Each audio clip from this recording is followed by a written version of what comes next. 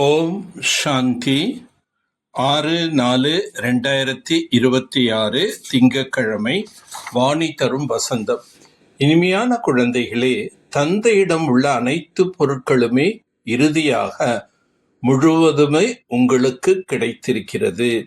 அதனை நீங்கள் தாரணை செய்யுங்கள் மற்றும் பிறரை செய்ய வையுங்கள்.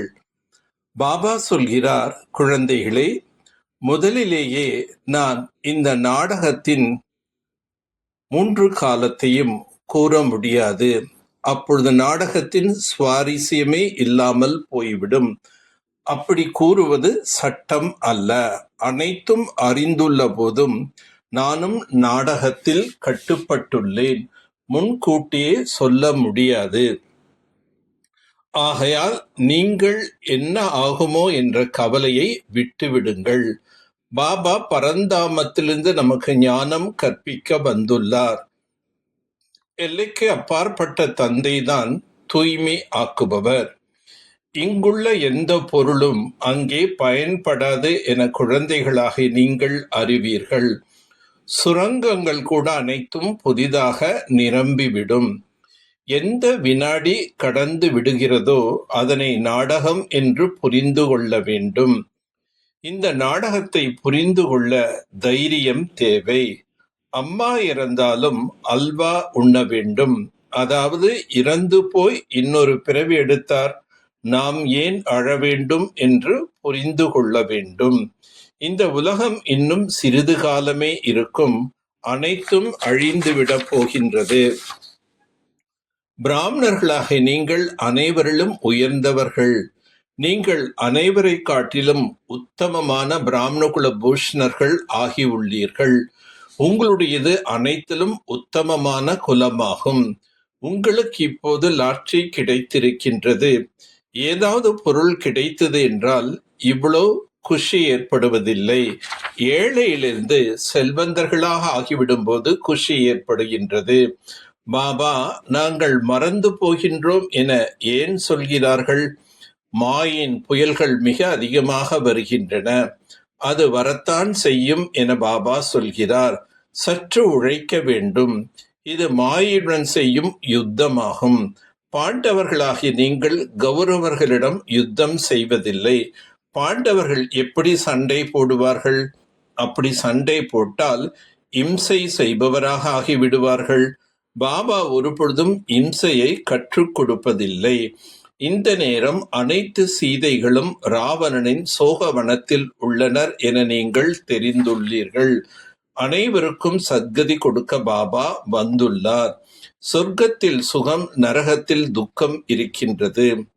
தந்தையின் வழிப்படி நடக்காவிட்டால் மாற்றாந்தாய் குழந்தையாய் ஆகிவிடுவீர்கள். பிறகு பிரஜைகளில் போய்விடுவீர்கள். நேரடி குழந்தைகள் என்றால் ராஜ்யத்தில் வருவார்கள். ராஜ்யத்தில் வர விரும்பினால் ஸ்ரீமத் படி நடக்க வேண்டும். விஷக்கடலில் மூழ்கி எழுவது முதலில் பாவமாகும். தேவதைகள் விஷக்கடலில் மூழ்குவது இல்லை. அங்கு குழந்தைகள் யோக பலத்தின் மூலம்தான் பிறப்பெடுப்பார்கள். நீங்கள் யோக பலத்தின் மூலம் எந்த ஒரு பொருளையும் தூய்மையாக ஆக்க முடியும். முழு உலகத்தையே நீங்கள் யோக பலத்தால் தான் தூய்மையாக ஆக்குகின்றீர்கள். உங்களை போன்ற பரமானந்தம் தேவதைகளிடம் கூட இருக்காது என்று தந்தை கூறுகின்றார். தேவதை ஆவதற்கு உண்பது அருந்துவது மிக தூய்மையாக இருக்க வேண்டும். மிகவும் பத்தியத்துடன் நடந்து கொள்ள வேண்டும். யோக பலத்தின் மூலம் உணவுக்கு திருஷ்டி கொடுத்து அதனை சுத்தப்படுத்திவிட்டு உண்ண வேண்டும். நாம் பரம்பிதா பரமாத்மாவின் குழந்தைகள், அதாவது மாணவர்கள். அவர் நம்மை இப்போது நம்முடைய வீட்டுக்கு அழைத்து செல்ல போகிறார் என்று இதே போதையில் இருந்து பரமசுகம், பரமானந்தத்தை அனுபவம் செய்ய வேண்டும். சேவையின் ஈடுபட்டால் லௌகீகத்தை அலௌகிக்க குடும்பமாக மாற்றியமைத்து நிரந்தர சேவாதாரி ஆகுக. சேவாதாரியின் செயலோ நிரந்தரமாக சேவையில் இருப்பதாகும். மனதாலோ சொல்லாலோ சேவாதாரி ஒருபோதும் சேவையின்றி இருப்பதில்லை. எவருடைய புத்தியில் எப்போதும் சேவையின் ஆர்வம் இருக்குமோ அவரது லௌகீக குடும்பம் அலௌகிகமானதாகும். தனது வீட்டையும் வீடல்ல, இது சேவை நிலையம் என புரிந்து நடந்து கொள்வார்கள். சேவாதாரின் முக்கிய குணம் தியாகம். தியாக உணர்வு உள்ளவர் இல்லறத்தில் இருந்தாலும் தபஸ்வி மூர்த்தியாக இருப்பதால் சேவை தானாகவே நடைபெறும். தனது சம்ஸ்காரங்களை தெய்வீகமாக அமைத்துக் கொள்ள மனம் புத்தியை தந்தையிடம் சமர்ப்பணம் செய்யுங்கள். ஆத்மாக்கள் யாராயினும் இருநொடி இனிய திருஷ்டி கொடுங்கள், இனிய வார்த்தை பேசுங்கள், அப்போது மனம் நிறைந்துவிடும். இந்த இருநொடி திருஷ்டியும் வார்த்தையும் அவரது வாழ்வையே மாற்றிவிடும்.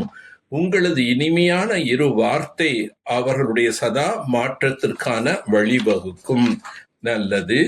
ஓம் சாந்தி, ஓம் சாந்தி, ஓம் சாந்தி.